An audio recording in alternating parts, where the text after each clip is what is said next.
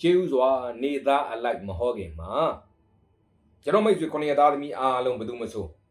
အလွယ်တကူကိုယ်တိုင်ကိုကြအသုံးချလို့ရနိုင်မဲ့ဂမ်ဘီယာလက်ဆောင်စကားလေးလက်ဆောင်ပါလိုက်ခြင်းပါလေအခက်အခဲတင်းကောဆိုတာကိစ္စအားလုံးမှရှိနိုင်တယ်နော်အိမ်ရောက်တဲ့ကိစ္စထစ်နေတာမျိုးဒါဘယ်သူကတားနေလို့ကားရောက်မဲ့ကိစ္စခက်နေတာမျိုးကြောင်းတက်မဲ့ကိစ္စနိုင်ငံခြားထွက်မဲ့ကိစ္စကျမ်းမာရေးစိတ်ကူးတာဖို့ကိစ္စအခြေရေးကိစ္စငွေရေးကြေးကိစ္စအားလုံးမသုံးလို့ရတယ်ဘယ်ကိစ္စအတွက်မဆိုပေါ့အဲ့တော့အသေးစိတ်လေးတော့ဆူတောင်းအောင်နော်ဆူတောင်းတော့ပြည့်စုံမသေးနော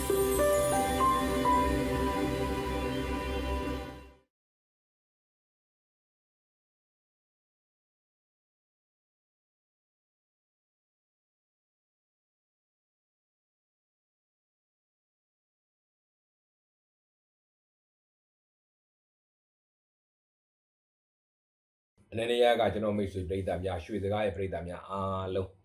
ကိုစိတ်နှပြကျမ်းမာသည်တဲ့ကျမ်းမာအောင်ချမ်းသာသည်တဲ့ချမ်းသာအောင်စွမ်းဆောင်တော်မူနိုင်ကြပါစေ။ကံဉဏ်ဝရိယ၃ချက်လုံးအားကောင်းအောင်လဲ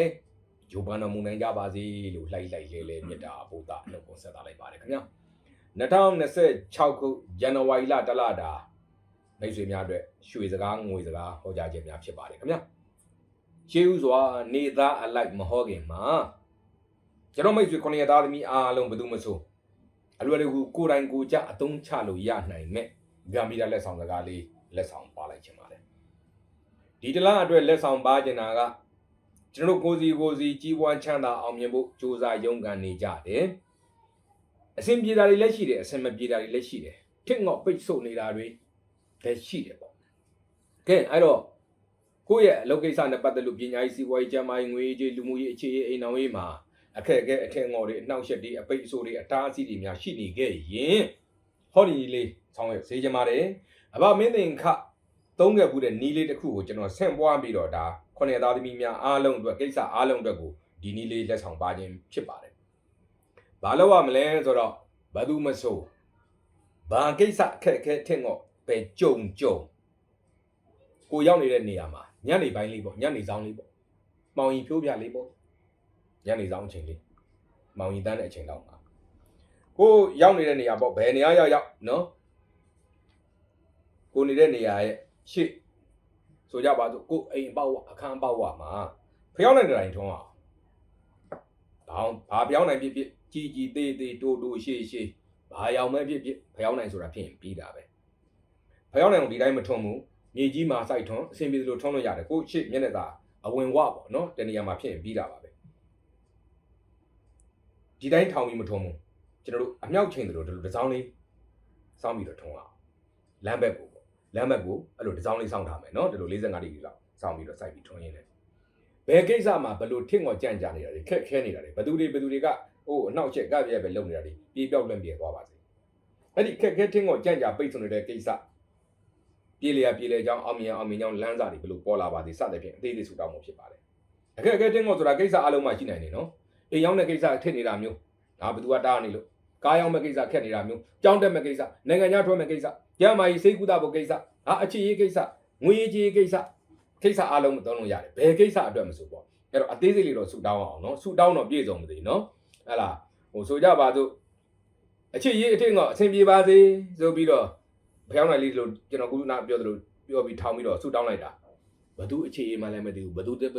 နဲ့ပြေးလဲခြင်းမှလည်းမသိဘူးတို့ကြကိုအခြေရေးကအဆင်မပြေပဲနဲ့ကိုအငယ်တို့နှမအောင်မယ်နော်လင်းတော့ယောက်ျားတော့လိုက်သွားတာဖြစ်သွားအောင်မယ်အဲ့တော့အတိအကျဆူတောင်းဘသူအိုင်ကဘသူဘာနေသားသမီးနဲ့နော်ဘာနေသားနဲ့ဘသူနဲ့ဘာနေသားသမီးနဲ့ဘလို့အဆင်ပြေပါစေဘသူတွေကဘလို့နှောက်ရက်နေတာနော်ကပြရက်ပဲလုပ်နေတာကိုဘလို့အဆင်ချောသွားပါစေစသဖြင့်အသေးစိတ်တော့ဆူတောင်းနော်ငွေကြေးကိစ္စဖြစ်အခြေရေးပဲဖြစ်အိမ်တော်ရေးပဲဖြစ်ကြားမာရေးပဲဖြစ်အသေးစိတ်တော့ဆူတောင်းနော်အဲ့ဒါနော်အိမ်တော်ရေးအဆင်မပြေဖြစ်နေလို့မလို့အဲ့ဒါနော်အိမ်တော်ရေးအဆင်ပြေပါစေဆိုပြီးဆူတောင်းလိုက်တာနော်ဘယ်သူတွေရဲ့အိမ်တော်ကြီးမှလည်းမပါဘူးဆိုလို့ရှိရင်ပြေကျင်တဲ့လူတွေအိမ်တော်ကြီးသွားပြေးနေအောင်မယ်နော်အဲ့တော့ဆူတောင်းလေးတော့ပြေဆုံးသေးဘာကိစ္စအခက်ခဲအထင်တော့ပဲကြုံညနေတောင်းလေးတွေမှာကိုကိစ္စကြီးရင်ကြီးသလိုပေါ့တချို့လဲတရက်နဲ့အဆင်ပြေလဲပြေသွားမှာပေါ့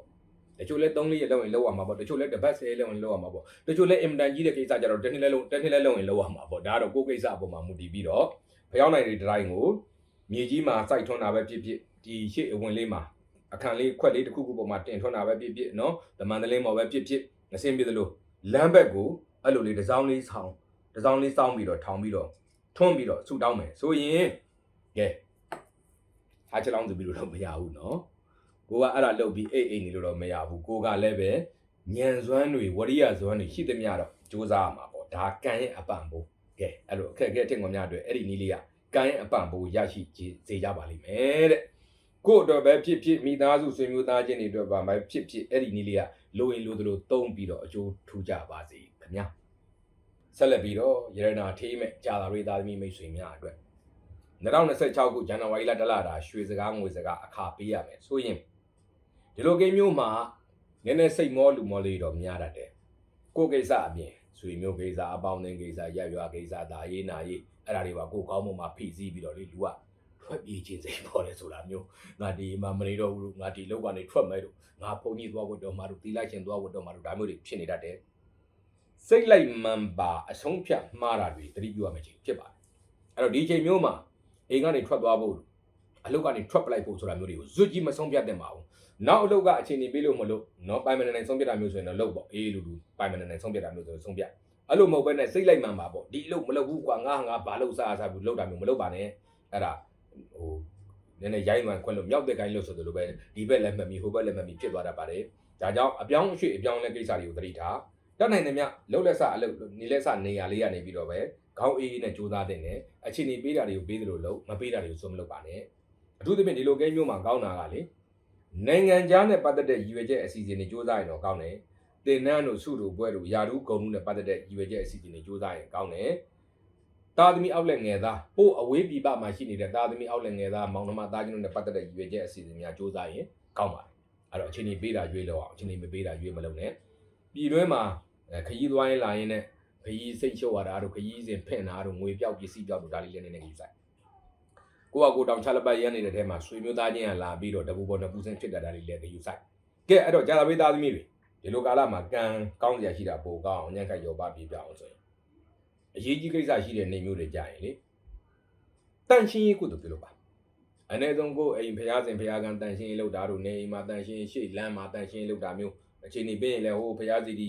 ဇေယျတစောင်းကျောင်းကနေမှသွားပြီးတန်ရှင်းရေးကုသိုလ်ပြုလုပ်တာမျိုးဒါမှမဟုတ်ရင်လည်းပဲတန်ရှင်းရေးနဲ့ပတ်သက်တဲ့လူဝယ်ပစ္စည်းငါသွားလိုက်စီးတို့သဘုတ်တန်တို့ဆက်ပြားတို့တပြည့်စီးတို့အမိုက်ကောင်းတို့ထူထမ်းတာမျိုးအဲ့ဒါမျိုးလေးပြုလုပ်ပြီးတော့ကံရဲ့အပံ့မိုးရဖို့ဆုတောင်းပါနောက်တစ်ခုကခရမ်းရင်အပြာရင်မနီညိုရင်အယောင်ရင်အဝတ်အစားသုံးဆောင်တွေကိုအားပြုပြီးတော့ဝတ်ဆင်သုံးစွဲပါမိမိတို့ရဲ့ရောင်းကုန်ပစ္စည်းလုပ်ငန်းသုံးပစ္စည်းတွေကိုဓာမီအားကောင်းကောင်းနဲ့ထိုးပြီးဆုတောင်းအောင်ဓာမီကြီးသေးဓာမီဆိုတာဖြစ်ဖို့ပဲတချို့လည်းဖုံးမီနဲ့ထိုးလို့ရလာခဲ့ရတယ်ဓာမီဆိုတာစစ်ရရင်တော့ပိုကောင်းတာပေါ့နော်ဘာရောင်းရင်တဲ့ပစ္စည်းအလုပ်လုပ်နေတဲ့ပစ္စည်းတွေကိုဓာမီနဲ့ထိုးပြီးမြန်ရောင်းအောင်ဖို့နော်မြန်ရောင်းအောင်ဖို့အလုပ်တွေမြန်လုပ်ဖို့ဆုတောင်းမှုဖြစ်ပါတယ်ဘယ်နေ့ဘယ်ချင်းမဟုတ်ဘူးတတိယတိုင်းထိုးအားတိုင်းထိုးလေနော်